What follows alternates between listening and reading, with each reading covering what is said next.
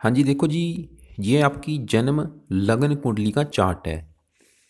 आपकी है तुला लगन की जन्म कुंडली। इस लगन कुंडली के जो मालक हैं वो है शुक्र ग्रह, जो कि बैठे हैं तीसरे घर में, चंद्रमा के साथ बैठे हैं।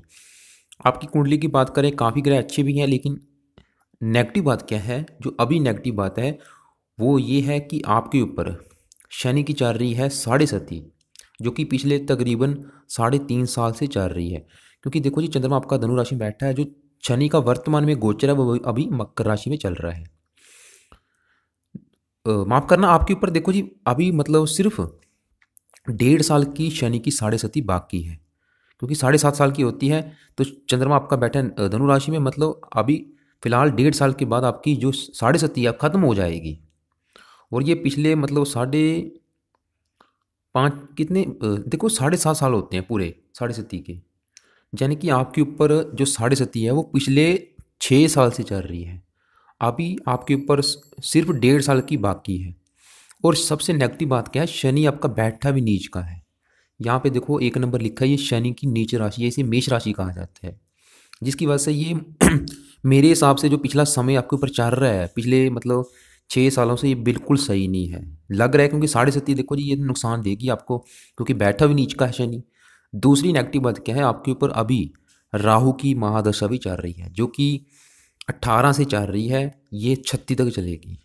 ये भी आपको खराब फल ही देगा, क्योंकि राहु बैठा है शनि के घर में और शनि बैठा है नीच का।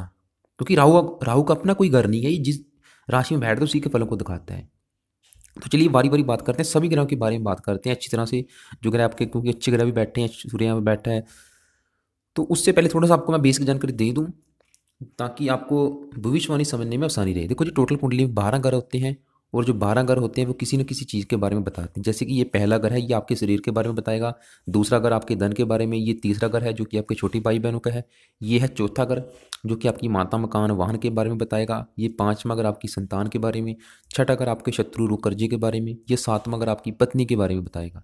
आठवां घर आपकी आयु के बारे में। नवम भाव आपके भाग्य के बारे में। ये 10वां भाव आपके नौकरी व्यापार के बारे में। 11वां घर लाभ का। 12वां घर खर्च का। कहने का मतलब जो 12 घर हैं, किसी न किसी चीज़ के बारे में बताएंगे। आप घरों को पहले याद जरूर कर लें। यहाँ से पहला घर शुरू करें, पहला दूसरा। ये 7 8 नंबर जो लिखी हुई ये राशियाँ हैं, राशियाँ अलग होती हैं, घर अलग होते हैं। ये चीज़ें जरूर नोट करें। तो सबसे पहले बात करेंगे शनि ग्रह की। देखो जी, जो आपको मैंने पहले बता चुका हूँ, आपकी कुंडली मतलब काफ़ी ग्रह अच्छे बैठे हैं। जो सबसे नेगेटिव ये लगा है मुझे शनि, क्योंकि ये नीच का बैठा है। देखो जी, तो ये मतलब बैठा है, ये है आपका 7वां घर। 7वां ग्रह है आपके विवाह का, आपकी पत्नी का। अगर हमने आपकी पत्नी का सुख देखना, आपके विवाह का सुख देखना, विवाह का सुख आपको मिलेगा या नहीं, पत्नी का सुख मिलेगा या नहीं, इस 7वें घर से देखेंगे। पत्नी कैसी होगी, उसके साथ बनेगी या नहीं, निभेगा या नहीं, वो हम इस 7वें घर से देखेंगे। और इस घर का जो मालक है, यहाँ पे एक नंबर लिखा है, देखो जी, इस घर का जो मालक है वो है मंगल ग्रह। तो ये चीज़ें हम मंगल ग्रह से भी देखेंगे, जो कि अपने घर में बैठा है। क्योंकि मंगल के 2 घर हैं, एक इस घर का मालक है, एक वो दूसरे घर का मालक है। यहाँ पे अपने घर में बैठा है मंगल, अच्छा बैठ गया, चलो ठीक है। लेकिन इस घर में जो नीच का शनि बैठ गया, तो ये क्या करेगा, ये इस घर का नुकसान करेगा। ये नुकसान क्या करेगा, ये 7वां घर आपके विवाह का है, तो आपको विवाह का सुख नहीं मिलने देगा। पत्नी संबंधी बहुत ज़्यादा परेशानी आएगी आपको, लड़ाई झगड़े मनमुटाव, यहाँ तक कि आपका तलाक भी करवा सकता है ये। मतलब पत्नी को लेकर कोई ना कोई परेशानी जरूर आनी, ये बिल्कुल कन्फर्म है। विवाह के सुख को लेकर जरूर परेशानियाँ आनी है। तो मतलब आपके काफ़ी मात्रा में तलाक के योग भी बने हुए। लेकिन देखो जी, सही फलादेश के लिए मुझे आपकी और आपकी पत्नी की कुंडली देखनी पड़ेगी। लेकिन आपकी कुंडली में मुझे लग रहा है कि आपके तलाक होने के भी काफ़ी योग हैं। लेकिन तलाक के योग में कमी जरूर आएगी, क्योंकि इस घर का जो मालिक है वो अच्छा बैठा है, अपने घर में बैठा है। फिर भी शनि की दशा में ऐसी नौबतें आएंगी, मतलब पत्नी के साथ आपके बार बार लड़के मायके चला जाना, ऐसी स्थिति आ सकती है। और शनि देखो जी, कौन से घरों का मालिक है, ये बैठा यहाँ पे जरूर है, लेकिन इसके अपने 2 घर हैं। वो कौन से हैं, ये यहाँ पे 10 नंबर लिखा है, 11 नंबर लिखा है, ये दोनों जो घर हैं शनि के हैं। इन दोनों घरों का मालिक है। दोनों घर कौन से हैं, 10 नंबर वाला आपका है चौथा घर। चौथा घर है आपकी माता का, मकान का, वाहन का, भूमि जमीन जायदाद का। अगर सुख देखना है तो इस घर का मालिक शनि है, उससे देखेंगे। और इस घर में जो बैठे हैं राहु बुध, उनसे भी देखेंगे। और यहाँ पे 11 नंबर लिखा है, ये 5वें घर का भी मालिक है। 5वां घर आपकी संतान का है, पढ़ाई का, बुद्धि का। और 5वां घर प्रेम संबंधों का भी है। प्रेम संबंध उठ के चले गए 7वें घर में, तो आपके मुझे लग रहा है कि प्रेम विवाह होने के भी कुछ योग हैं। ऐसा जातक किसी अन्य याति की लड़की से भी विवाह कर सकता है। और देखो जी, आपको इन दोनों ग्रहों संबंधी भी खराब फल मिलेंगे, यानी कि चौथे ग्रह संबंधी भी खराब फल। चौथे ग्रह संबंधी क्या मिलेंगे? आपको माता के सुख में कमी जरूर आएगी, किसी न किसी प्रकार की आपको माता के सुख में कमी जरूर आनी है, ये बिल्कुल कन्फर्म है। क्योंकि इस ग्रह का जो मालिक है वो भी नीच का बैठा है और यहाँ पे राहु भी बैठा है। तो माता के सुख में कमी किसी भी प्रकार की हो सकती है, जहाँ तो आपकी माता बीमार रहेगी, या माता से कम बनेगी, या माता के जीवन में बहुत ज़्यादा कष्ट होगा, या माता से आप दूर जाएंगे, माता का प्रेम नहीं मिलेगा, मतलब माता को लेके कोई ना कोई परेशानियाँ आनी है। और ये चौथा अगर आपका घर है, घर जो आपका मकान है, तो उसके सुख में भी कमी आएगी, किसी भी प्रकार की हो सकती है। हो सकता है कि आपके पास घर ही ना हो सकता है कि आपके मतलब जरूरी नहीं, देखो आपने थोड़ा सा ये दिमाग यूज़ करना है कि घर संबंधी भी आपको किसी भी प्रकार की कमी हो सकती है, वाहन संबंधी भी आपको परेशानी आएगी, वाहन से एक्सीडेंट भी हो सकता है, भूमि मकान वाहन को लेके आपको कोई ना कोई परेशानी जरूर आएगी, नौकर चाकरों संबंधी भी परेशानी आएगी। तो क्यों आएंगी? क्योंकि इन दोनों घरों का मालिक भाई नीच का शनि है, वो नीच का चला गया, जिसकी वजह से आपको परेशानी। और ये साथ में अगर आपके डेली की इनकम का भी है, आप जो भी डेली की इनकम करेंगे उसमें भी आपको परेशानी आएंगी। साथ में अगर आपके साझेदारी के कामों का भी, उसमें भी आपको परेशानी आएगी। अगर आप किसी के साथ पार्टनरशिप में काम करते हैं, उसमें आपको बेनिफिट नहीं होगा। शनि अच्छे फल क्या देगा? इसकी लगन के ऊपर दृष्टि पड़ेगी, लगन में इसकी उच्च राशि है, यानी कि लगन जो है ये पहला अगर आपका है, जैसे कि साथ में अगर आपकी पत्नी का, ये पहला अगर आपके बारे में बताएगा तो आपके लिए अच्छा है, आपकी सेहत अच्छी करेगा, जब तक सेहतमंद होगा, बुद्धिमान होगा, तंदुरुस्त होगा।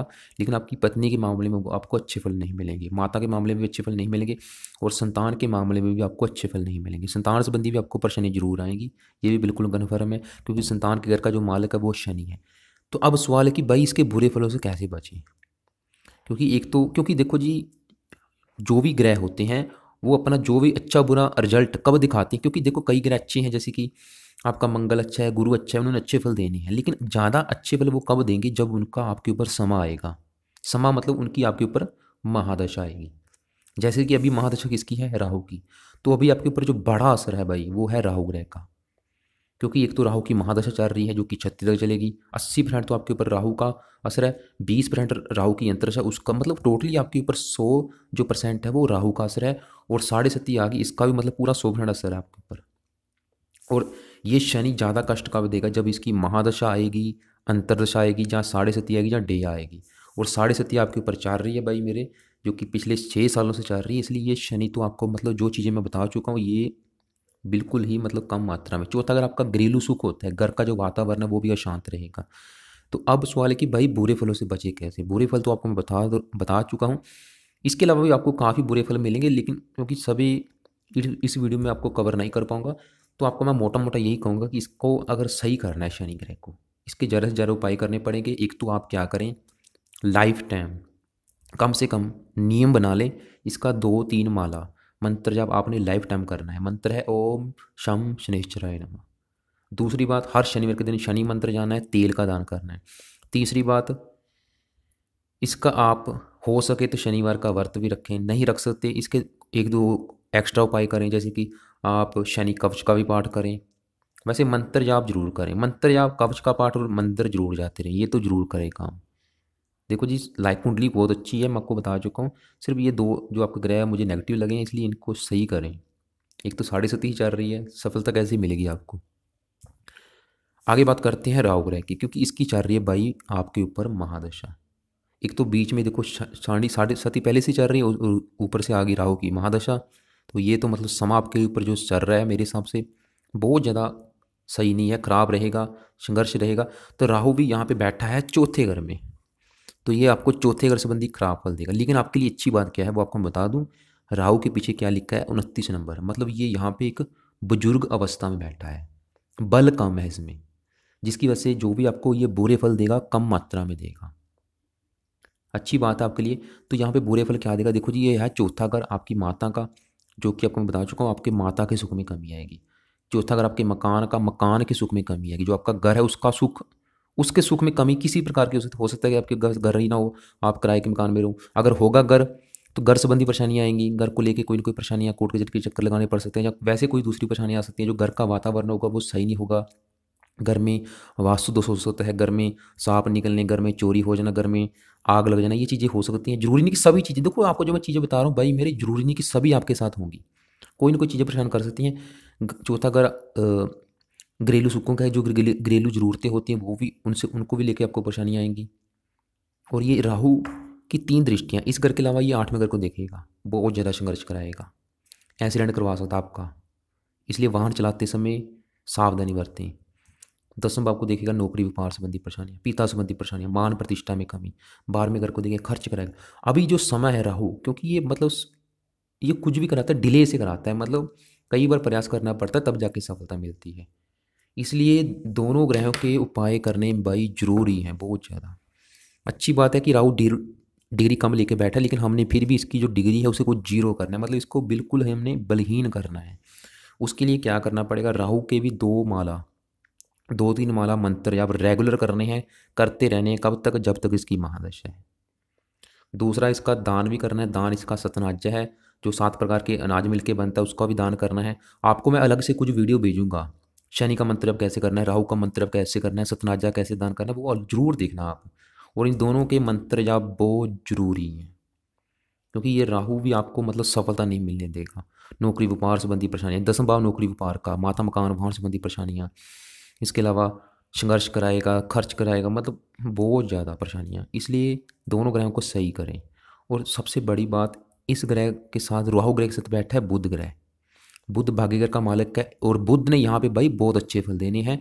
लेकिन बुध आपका बैठा है अस्त, मतलब ये यहाँ पे मृत अवस्था में बैठा है। इसकी वजह से जो भी आपको अच्छे फल देगा सिर्फ 5% मात्रा में। अगर चाहते हैं कि बुध आपको 100% अच्छे फल दे, तो इसका आप रत्न दान करें, जो कि आपने नहीं कर रखा। तो बुध का रत्न कैसे दान करना है वो आपको मैं चलो वीडियो के हेर में बता देता हूँ। तो बुध यहाँ पे क्या अच्छे फल देगा, पहले वो आपको मैं बता देता हूँ। देखो जी, बुध यहाँ पे 3 नंबर लिखा है, ये इस घर का मालिक है, जो कि आपका भाग्य घर का है। भाग्य घर, पिता, तीर्थ यात्रा, देह यात्रा, धर्म। और बुध बैठा है शनि ग्रह के साथ। शनि इसका मित्र है, और बुध ने यहाँ पे देने थे अच्छे फल। अच्छे फल क्या देगा आपको, माता का सुख अच्छा, मकान का सुख अच्छा, जातक के पास अच्छा घर होगा, अच्छी गाड़ी, भूमि, जमीन, जायदाद, सभी सुखों से युक्त होगा, जातक भाग्यशाली होगा। पिता का सुख अच्छा, धार्मिक यात्राओं करने वाला, विदेश यात्रा करने वाला। लेकिन बुध बैठा ही अस्त है, एक तो राहु से पीड़ित बैठा है, एक तो वैसे ही मृत बैठा है, तो अच्छे फल कैसे मिलेंगे। इसलिए इसका रत्न अच्छी क्वालिटी का पन्ना रत्न धारण जरूर करें। नहीं कर सकते, बजट कम है, इसके मंत्रों को सिद्ध करें। तो आगे बात करते हैं, यहाँ पे केतु की भी बात कर ले। देखो केतु भी यहाँ पे नुकसान देगा, क्योंकि ये शनि चंद्रमा घर में बैठा है, चंद्रमा इसका शत्रु है, इस घर का नुकसान करेगा। ये घर है आपके नौकरी व्यापार का। तो आप जो भी नौकरी कर रहे हैं, कारोबार कर रहे हैं, बिजनेस कर रहे हैं, जो भी आप कारोबार कर रहे हैं, क्योंकि ये 10वां भाव कर्म का है, तो आपको उसमें सफलता नहीं मिलेगी। क्योंकि एक तो राहु की इसके ऊपर दृष्टि है, दूसरा यहाँ पे केतु बैठा है, मान प्रतिष्ठा में कमी करेगा, ये भी खराब करेगा। इसलिए भाई इसका भी आप कम से कम दान करें, और ज़्यादा नहीं तो रोजाना कुत्ते को तो रोटी जरूर डाला करें। 1 माला इसका भी मंत्र आप करें। 2 माला राहु ग्रह का, 2 माला शनि ग्रह का जरूर करें। राहु केतु का, इन राहु शनि का इनका एक कवच का पाठ होता है, वो भी किया करें। राहु का सतनाजा दान भी करना है। शनि का आपने हो सके तो काले तिल भी दान करें, शनि को तेल का दान भी किए करें। आगे सूर्य ग्रह की बात कर लेते हैं। सूर्य ग्रह यहाँ पे इस घर का मालिक है, जो कि है आपका 11वां घर, जो कि है लाभ का, बड़े भाई बहनों का, इच्छा पूर्ति, धन कमाने के साधन। बैठा है शनि ग्रह के घर में, शत्रु राशि में बैठा है। इस घर के लिए अच्छा नहीं है, इस घर के लिए मतलब खराब करेगा, लेकिन अपने घर को देख रहा है, अपने घर के लिए अच्छा करेगा। अच्छा क्या करेगा, आपको धनी बनाएगा, धन कमाने के साधन आपके एक से अधिक होंगे, जो भी आपकी इच्छाएं हैं पूरी करेगा। लेकिन ये 5वां घर संतान का है, पुत्र के योग जरूर बन सकते हैं यहाँ पे, क्योंकि सूर्य एक पुरुष ग्रह है, तो 5वां घर संतान का, तो पुत्र संतान आपको दे सकता है। तो लेकिन फिर भी देखो, सूर्य आपको ज़्यादा अच्छे फल नहीं देगा, इस घर संबंधी आपको खराब फल जरूर देगा। संतान के मामले में कोई ना कोई परेशानी जरूर आएगी आपको, क्योंकि इस घर का जो मालिक है वो भी नीच का बैठा है। तो इसलिए मतलब सूर्य ग्रह के मंत्रों को भी सिद्ध जरूर करें, लेकिन अभी चलो फिलहाल इसकी दशा नहीं है। आगे बात करते हैं, यहाँ पे देखो जी गुरु और मंगल बैठे हैं, दोनों की बात कर लेते हैं। तो पहली बात करते हैं मंगल ग्रह की। मंगल यहाँ पे बैठा है अपने घर में, अच्छी बात है। मंगल इस कुंडली में 2 घरों का मालिक, एक तो ये जहाँ बैठा है उसी घर का मालिक है, दूसरा ये यहाँ पे 1 नंबर लिखा है, इस घर का भी मालिक है। 1 नंबर वाला आपका मैं बता चुका हूँ, 7वां घर जो कि आपकी पत्नी का है, विवाह का है। इस घर का भी मालिक देखो वो सही बैठा है, जिसकी वजह से आपको विवाह, क्योंकि ये तो विवाह के सुख में कमी करेगा, शनि बिल्कुल कमी करेगा। लेकिन इस घर का जो मालिक है वो सही बैठा है, इसलिए मुझे लग रहा है विवाह का सुख मिल सकता है, लेकिन सही फलद इसके लिए वही बात है कि पत्नी की कुंडली भी देखनी जरूरी है। बाकी पत्नी उठी के चलेगी धन के घर में, ये दूसरा घर धन का है। पत्नी के आने के बाद धन हो सकता है, या विवाह के बाद आपको धन लाभ होगा, या पत्नी से भी आपको आर्थिक मदद मिल सकती है। और ये दूसरा घर धन का आपको मंगल धनी बनाएगा। जहाँ तक बहुत ज़्यादा धनी होगा, धन के मामले में आपकी कंडीशन सही लग रही है। दूसरा अगर परिवार का है, परिवार का सुख अच्छा मिलेगा। वाणी थोड़ी सी मंगल की वजह से कठोर होगी, लेकिन गुरु के साथ में बैठा है, वाणी अच्छी होगी, आपकी बोलने का तरीका अच्छा होगा। तो मंगल यहाँ पे फिर भी मतलब अच्छे फल देगा अपनी दशा अंतरदशा में, जब भी इसकी दशा अंतरदशा आएगी अच्छी जाएगी। तो देखो जी, मंगल यहाँ पे अच्छे फल देगा, भाइयों से भी लाभ होगा, मित्रों से लाभ होगा। इसके अलावा ऐसे जातक का जो जन्म है वो पिता के लिए शुभ होता है। जातक के जन्म के बाद पिता की तरक्की होगी, और विवाह के बाद भी आपकी तरक्की होगी। आपको पत्नी द्वारा भी धन लाभ मिलेगा। 8वें घर को देखेगा मंगल, उम्र आपकी लंबी करेगा। तो जातक समाज का धनी व्यक्ति होगा। मंगल की दशा बहुत अच्छी जाएगी। जातक साहसी होगा, मेहनती होगा, स्पष्टवादी होगा, कभी कभी कट्टू और कठोर वाणी का प्रयोग करने वाला होगा।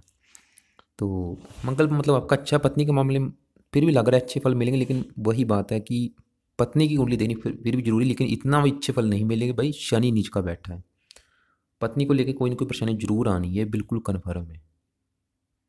बात करते हैं साथ में बैठे गुरु ग्रह की। देखो जी, गुरु ग्रह भी यहाँ पे आपको तकरीबन अच्छे फल ही देगा, क्योंकि बैठा है मित्र राशि में, मित्र ग्रह के साथ बैठा है। लेकिन इस कुंडली में वैसे मार्केश है, थोड़े बहुत खराब फल जरूर देगा, लेकिन फिर भी अच्छे फल देगा।